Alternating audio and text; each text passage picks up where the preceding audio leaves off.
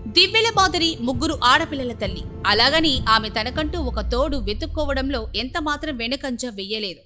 MLC Duvvada Srinivas కూడా సరిగ్గా అదే సమయంలో ఇద్దరాడపిల్లల తండ్రి. ఆయన కూడా ఎంత మాత్రం తన సంసారంలోని చిక్కుల్లో చిక్కిపోలేదు.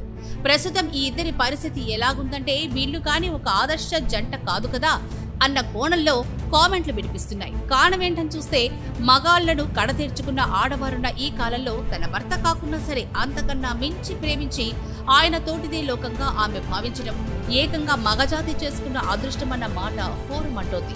That is Divyala Madhuri.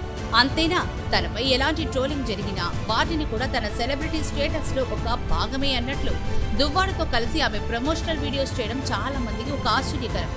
ఆపై ఆమె ఒక ట్రెండ్ సెట్టర్ గాను నిలుస్తున్నారు. దీంతో దివ్యల మాధురి బిగ్ బాస్ లోకి ఎంట్రీ ఇచ్చారు. ఇకపోతే అలైక్య చిట్టి పచ్చళ్ల వ్యవహారం.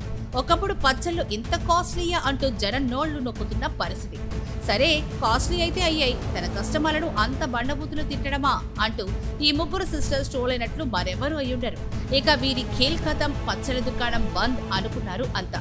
కానీ ఫినిక్స్ పక్షి తాను పోగొట్టుకున్న చోటు నుంచి తిరిగి రాపట్టుకున్నట్లు ఏ సోషల్ మీడియా గోడలపై అయితే వీరు సర్వం కోల్పోయామన్న ఫీలింగ్ పొందారో సరిగ్గా అదే గోడలపై తమ పాపులారిటీ మరింత పెరగడంతో ఈ రోజున వీరిలోని ఒక పచ్చళ్ళ పిల్ల బిగ్ బాస్ లోకి అడుగు పెట్టారు.